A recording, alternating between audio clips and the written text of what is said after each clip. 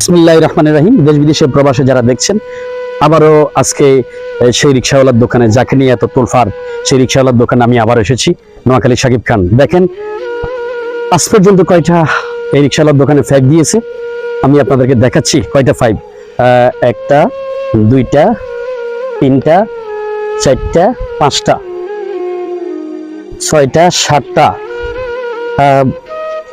আটটা, নয়টা, 10টা, 11টা, 12টা, 13টা, 14টা ফাইভ এখানে দিয়েছে। আপনারা দেখছেন এগুলা হচ্ছে কল, যে কলের মাধ্যমে পানিগুলা যেতেছে। তাছাড়া আরো আছে ফাইভ, ওইখানে 14টা ফাইভ দেখছেন। তার পাশাপাশি আরো 2টা ফাইভ এখানে দিয়েছে।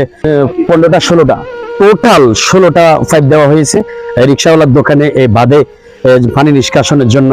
আপনারা দেখতে পাচ্ছেন এদিকে হচ্ছে আমাদের ফেনী, বসুরহাট, কবিরহাট, এগুলা যে বন্যার পরিস্থিতির পানি। আর এইদিকে যেটা দেখছেন এটা হচ্ছে মনে করেন সমুদ্রের সাথে অ্যাডজাস্ট, এর কোনো পানি নাই। এদিক থেকে যে পানিগুলো এদিকে নিষ্কাশন হয়, এই জন্য এই পাইপের ব্যবস্থা। আজকের এতটুকু সংবাদ আমি আপনাদের কাছে তুলে ধরলাম। আপনারা যে যেখান থেকে দেখছেন অবশ্যই লাইক করবেন, বেশি বেশি করে শেয়ার করবেন, আর কমেন্টে জানাবেন আপনাদের অনুভূতিটা। আসসালামু আলাইকুম।